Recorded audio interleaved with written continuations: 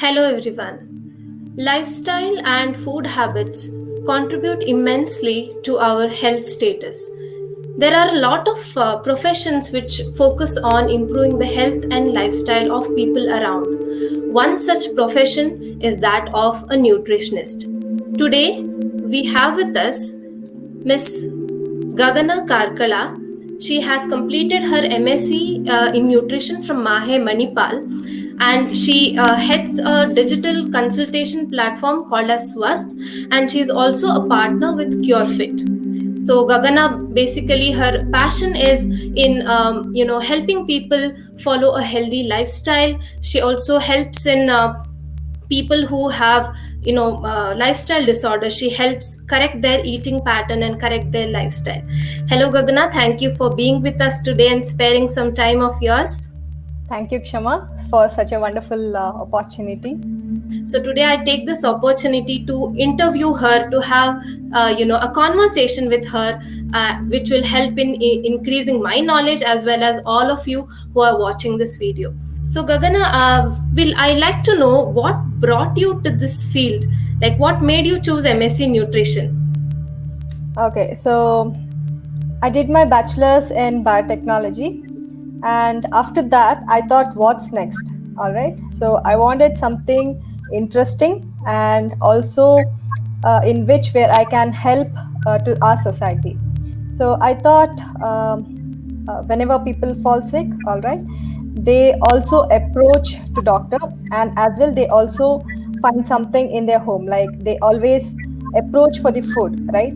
So whenever it comes to food, it is a very interesting thing to know what is good for what condition you are in, right?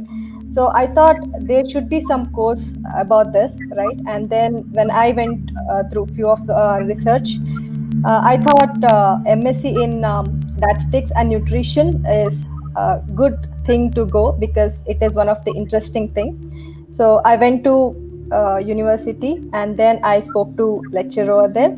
So when she explained me what it is, I got the clear picture, and then I thought I'll get into the MSc in dietetics and nutrition. And as I thought it is really interesting subject, so I thought I'll go ahead with it. Okay, that's very nice. In a society where people are more inclined towards choosing engineering and such fields, you have decided and you have taken a path that is different from the others, that makes you stand apart. So, Gagana, I am a yoga naturopathy physician. So you have seen me, you have seen some of the other people in this field also. Many times alternative health practitioners, they face some sort of challenges because conventional medicine is the one which people usually, of course nowadays the scenario is changing, people are opting for healthy lifestyle, but conventional medicine is what people usually approach to. And always there are some sort of question marks, some sort of trust issues which some people face when they come to a yoga naturopathy physician or to a nutritionist or any alternative health sciences for that matter. So I want to ask you, what are the common challenges that you have faced being a nutritionist? Can you just throw some light on that? All right. So the challenges are many. All right. So the word diet itself is very scary word for all those people who are not knowing much about nutrition or diet thing, right? So people usually they think that diet is something where we will not allow them to eat, or maybe we will ask them to reduce the food. So there are so many notions like that, but then that is one of the very challenging thing to make them understand what diet is, or maybe to make them realize, or to make them understand how beneficial the things are, right? So that is the biggest challenge. And then comes to the regional foods, right? For example, if people from Maharashtra is approaching us, we can't ask them to have Mangalore foods or maybe Bangalore foods. We have to provide them diet in such a way that they will not really change their food habits, but then they'll modify, and also they'll be eating the Maharashtrian foods only. So regional wise, we have to create the diet chart so that in a very short time we have to understand everything from their perspective, right? And their way of lifestyle, or maybe their food habits. So that is also the challenges, I can tell you. And next is that to make them understand how important it is, right? Maybe people will approach only when they are not well, right? But then it is not like that. Even for the what we call as balanced diet, it is important in daily day to day life, right? So to make them understand that diet is not something where you'll approach them only when you're sick. So it is something where you have to have in your daily life. So to make them understand all such criteria, these are the challenges where we face. Okay, as you rightly said, a lot of people, they approach for help when they're really in danger, when they really have a problem. But what people need to understand is lot of problems are preventable by healthy lifestyle measures, by proper eating habits, by doing yoga or exercise regularly. A lot of disorders can be easily prevented. Of course, it can be more time consuming, but then we have been learning from our school that prevention is better than cure, and food plays such an important role in preventing a lot of diseases. And you basically end up saving your money. Instead of buying tablets when you have a problem, you do something on a regular basis. Make your food habits good so that you don't end up in a problem. So Gagana, my next question is, again, I'm comparing with what happens in our profession. A lot of people sometimes come with some sort of myths that they carry with them. Either they have heard it somewhere, or they have read it somewhere from somebody. This somebody is a lot of patients come telling, somebody told me this, somewhere I read that. They don't know who is that somebody, they don't know where they read it, but they have some myths, some misconceptions, I would say. And that actually at times comes in the way of treating them. We need to spend good amount of time to remove that myth from their mind. So when we talk of yoga, many people have it in their mind that yoga is okay, you bend your body, you do some postures, that is yoga. But yoga is much much beyond that. It's all about truthfulness, it's about non-violence, right? Similarly, I'm sure clients who come to you, I think some of them will come to you with some preformed mindset. There'll be some myths, there'll be some misconceptions. So can you tell some of the common myths that you have come across, and how you actually work in order to ward that away? Sure. So when people or clients come to us, they always keep on mind about whether white rice is good or maybe brown rice, right? So maybe the weight loss or maybe diabetic patient, they come to us and they ask whether to eat white rice or brown rice. Similarly, they also ask about oil, maybe like coconut oil is better or olive oil, right? So also when it comes to sugar, like is white sugar is good or brown sugar. So things like this, when the comparison happens, and definitely like you said, somebody can be also like a Dr. Google, right? So Dr. Google, they approach Dr. Google and they'll come to us with all kind of myths this way. So similarly, I can tell you one, when it comes to weight loss, people come to us and ask about, I want to avoid carb completely. So tell me something about that, because they think that carb will make them to gain weight, right? It is also kind of it is also a myth. So they will not think about the quantity whatever they want to eat, but then they will just focus on carb or maybe the rice or the oil or the sugar. So these are the myths generally people ask us and suggest them in a weight loss journey or maybe any diabetic patient. Along with that, one more common myth is that vegetarians do not get enough amount of protein. So this is what people generally think, but it is not that way. So there are so many sources in vegetarian diet as well. So yeah, these are the common myths where we face, and we try to approach them and give the right message to people. Yeah, thank you, Gagana. So the next question that I want to ask you is, have you had clients who are very stubborn when they come to you, and they straightforward tell you, look, I don't want to eat this food, or I don't want to quit eating this food. but actually you are of a different opinion. You either want them to actually start eating that particular food or not eat that particular food. So do you get clients like that? And when you get, how do you manage it? Because I do understand it will put you in a slightly difficult situation. Yoga naturopathy also being an umbrella of therapies, we always focus on holistic approach, not just one or two. Whatever can help the patient, we want to give it to them. But some patients sometimes tell, yoga I don't want to do, give me only massage. I don't want to try this, make me go through only this. So that limits the scope, how much we can help the patient. So when you get clients like this who do not want to eat a particular food, or do not want to give up a particular food, when your opinion is otherwise, how do you manage such clients, or how do you manage the situation? When the word stubborn comes, right? So maybe when they are not when they don't want to change something, or when they are rigid about something, maybe there are so many reasons behind, right? Before we call them stubborn, or before we tell them, okay, you are too much rigid on something, we try to understand them. All right, maybe lack of knowledge on nutrition, like I said earlier, or maybe they are not aware of nutrition, right? So these are the reasons. Or they think they have to change everything completely, right? So people who is eating junk, he never wants to get into healthier way of lifestyle or nutrition, because he thinks he himself going to change completely from tomorrow. So that kind of a mindset, so they don't want to change anything.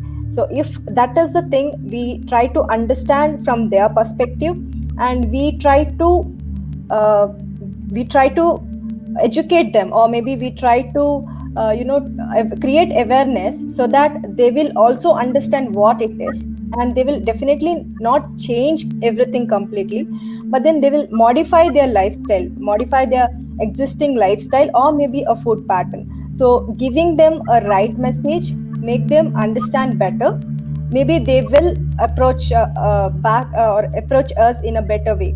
So maybe we should work on something in a very patient way. Yeah, definitely.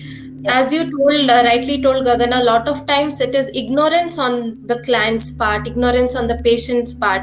For some reason, they're not having enough information about a particular thing. So that's why somehow they want to eat or don't want to eat a particular food. So working at that level, trying to understand why are they saying that whatever they are saying. I think many times you can you solve the problem. And true. whenever the problem, they're really stubborn and you really find the reason very genuine, you'll probably have to look at some other way, some other food or Yeah, something that can give them what they really want, right? true, true, Okay. true. uh, my next question is, we hear a lot about the concept of cheat days. You see Bollywood celebrities or any of the celebrities, they maybe once in 10 days or once in a week, they put some photos wherein they're eating cake, wherein they're eating something junk, and they're tagging as this is my cheat day, etc., etc. Lot of people tell that, and a lot of patients tell, doctor, please add one cheat day, add 2 3 cheat days. So what is this cheat day concept, and what is your view on that? How do you plan around this cheat day? Can you just throw some light on that? All right. So it means break the clean eating pattern. All right. So if a person is coming to us who is into only junk, yes, maybe it is a good advice to include the cheat day, right? Maybe on Wednesday, if we tell that, okay, this is your cheat day, he or she can eat anything like what he or she wants, we can Right. include that. But then, if we do that, right, a person might be just waiting for Wednesday. He will not eat mindfulness he will not eat in a mindfulness pattern on other Right. days. So that Right. is also kind of not good approach, I can say. But if we avoid that cheat day, that would be really better. So what happens when someone is into the healthier way of eating or clean eating, he will not feel guilt while eating that. He knows, or she knows, what I'm eating and how much I should eat, right? So that is the magic of the right kind of a nutrition, or maybe the right kind of a lifestyle. We don't want such day at all. So that is the thing what happens. But then yes, cheat day, it is the last option I personally include in my client's diet, I would say. Okay, so as you told Gagana, when somebody is eating the right kind of food, if not today, tomorrow they'll actually start feeling very good from within. You know, you talk about happy hormones or feel good hormones. That very fact that, okay, I've started to eat something right, actually lights them up and it improves their mood. So the inner strength from somewhere comes out that, I don't want to eat junk food. But as you told, people who are really addicted to junk food might find it really very hard to, suddenly jump into the right food habits. And for them, as you told, cheat days now and then might be necessary just to, keep pushing them so that, they will achieve it. But you Yes. personally, I think you don't prefer the cheat day, right, as much as possible? Yes, as much as possible I won't. But then Okay. it is also it is all about individual to individual. Like I said, diet, when it comes to diet, it is not the same for all, right? So Right. it depends on the individual to individual. So I will approach and I will know what kind of a person or what kind of a food habit he or she is following, and then Okay. maybe if I need to include, it is the very last option from my end, I will be doing that. All right. The next question, or what we want to discuss, is one of the basic principles of naturopathy. It tells that exercise and nutrition are like two sides of a same coin. They go hand in hand, and it has to happen. They complement each other, they complete each other. So, I want to know your views on the importance of exercise along with the proper eating habits. Yes, like you said, it is two phases of a coin, right? So without diet, there is no physical activity, or maybe vice versa. So once we say it as like, calorie in versus calorie out. So what you eat, you have to burn it out. So so it is really equally important. So if you follow only diet, maybe you are not including your physical activity, there is an incomplete thing. So it is also vice versa, and you will know it once you start, once you approach a small step towards your healthier lifestyle, right? You know how beneficial it is, and it definitely have to go hand in hand. That would be my suggestion from my end. Yes. Yeah. Yeah. So, just to understand, how many of the clients who come to you are already aware that physical activity is essential, and how many of them are already into physical activity or yoga? Is it a big chunk of people or a very small? I expect that it will be small. Yes.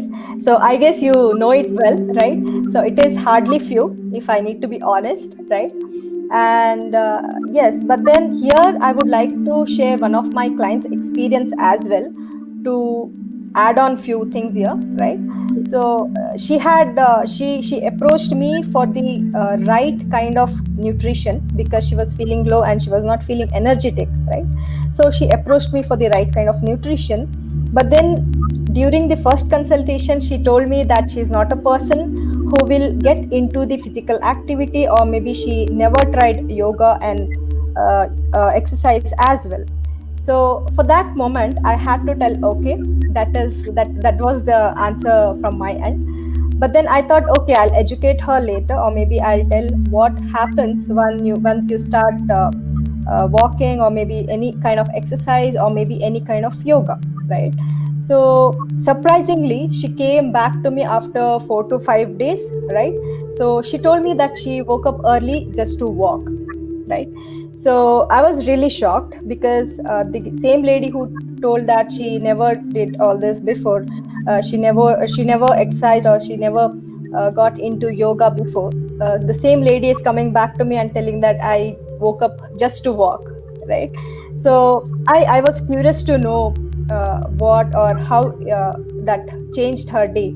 So she was experiencing, or she was telling her experience in out of joy, right? So this is the magic of physical activity or yoga, right? So it'll help you to keep you fresh, or it'll help you to stay active throughout the day. So maybe the small step towards something will definitely push you towards the healthier lifestyle, knowingly or unknowingly. So I suggest that you need to at least start walking, or maybe exercise is not something you have to have some equipments or no, definitely not. Definitely. If it's exercise, you just have to have a small space around you. Or maybe when it comes to yoga, yes, definitely with the help of professional, they can definitely start, and the benefits are really magical. Yeah. So we So ask them to start. So if they never experienced the physical activity, we ask them to walk around. So right. when I say walk, it is not like thousand things on mind and you just walk. No, it is Definitely. definitely you watch the nature. There are so many beautiful things outside the world, right? So Yes. it is like you just watch a tree and you can just hear the chirping sound of a bird, or you can just feel the breeze. If there is nothing around, if there's nothing around, you can just feel the breeze. So mindfulness walking is what we call. So that is Yes. equally important along with the diet. So we definitely ask them to start the exercise along with the diet. Yeah. So even we believe that if you're doing a good thing, please do it mindfully. There's no True. point in doing a good thing having bad things in your mind or negative things in your mind. You may be eating a very nutritious salad, but if you're watching something violent on your phone and eating the salad, really True. doesn't make sense. So whether you're True. walking, doing exercise or yoga, it's very important to be and live in the moment and enjoy what's happening to you and your body. So True. moving to the next question, Gagana. Again, I think all professions are a victim to this. I think to Dr. Google or Mr. Google or whoever that is, right? So I'm sure even with respect to food, people Google out a lot. They read it themselves. What is good for them? What is bad? What will happen if this is taken? What will happen if this is not taken? They will find out things by themselves. So what is your idea on this? Yeah, the only good thing happens from this is that yes, you took a first step towards your health, right? That is that you wanted to, you want to do something for your health, or maybe you want to eat in a better way. That's the first thing that came on your mind. That's the reason you Yes, went to the Google, right? So yes, that's the yes. good thing. But please change your source. Instead of going to internet, please talk to a nutritionist or a dietitian, or professional, right? So what happens from this is that, like I told you, every individual is different, right? We can't create a protocol, or we can't create something and keep it, and we can't forward it to the same to the next client what we get. So we try to understand from their perspective, we try to understand their food habits, their lifestyle, and we take food recalls as well, like food history of 3 or 5 or 7 days up to 21 days as well. These are the work what happens behind the scenes. So internet will definitely not do so much of work. It will just give the random answers to all your questions, right? It is like giving one answers to so many questions. So that is the wrong approach, I would say, right? So these are the disadvantage what we get, right? Maybe if I need to talk about advantage, there are definitely few. Like in this situation as well, right? We are sitting at home and we are able to connect to people through social medias, or maybe through the other source, right? On the internet. So that is the one good thing, right? So my advice on this is that if you're going through internet, please know the source, right? First thing, know the source. And second thing is that when you want a customized plan for you, please don't approach Google, or maybe you might mislead from internet also. So that's the thing I would like to say. And if you want to be healthier and happier, there is a source outside the internet, I would say that. Yes. As you told, it's okay. It's in one way, it's good. Somewhere something has been started, but Yes. it's always better to get the same confirmed from a doctor, from a professional nutritionist or a dietitian. Whatever you have read, have it with you, but at the same time, make sure you ask. So Yeah.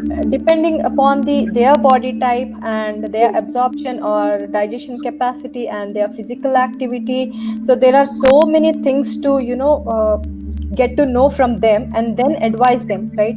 So Yes. all these things, I don't think so Google can do that. So maybe Yes. the quantity of calorie or the amount of protein, fats, or many any micronutrients as well. We will count that according to you and your body type and body composition or maybe physical activity, and then we provide you. So back behind the scenes, there are so many work to do. And the last question that I would like to ask you is now, since you have done MSc in nutrition, you're the best person to ask about it. So, can you tell us something about what is the scope of doing MSc in nutrition? Because it's a very good career choice. Give us an idea about the scope and what can be done. Like even in case a BNYS graduate wants to do this as a higher study, what can they expect and where will they probably land up? Can you give us an idea about this? So, like you said, this is something, this job is something where we will take care of other, right? Yes.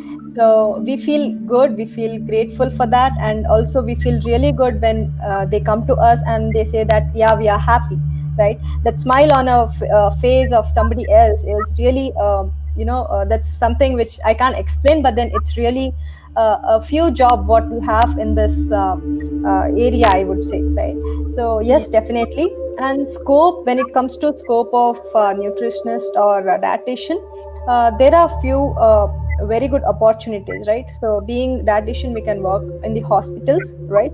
So if you are a nutritionist, you can go for a wellness industries as well, or maybe food industries or fitness center, right? Or you can also go on and get into the research field as well. So there are quite a lot opportunities where we can do, and it is something where we can do on our own as well. So you need not follow on somebody's protocol or maybe someone's blueprint. You can create one on your own. So you can give that knowledge or maybe a beautiful reasons to people on your own. That's the beautiful thing what you can do, and there are quite a lot scope as well when it comes to MSc in dietetics and nutrition. Thank you so much, Gagana. You have enlightened us with a lot of things. Just sitting across the screen, we get an idea about how your profession is like. What are the challenges you face on a day-to-day basis, and how you overcome them. So, thank you very much for being with us. Thank you so much, Kshama. I would like to thank for Kalya Health as well. If any one of you want to come in contact with Gagana, the details will be given in the description box below. Thank you for watching.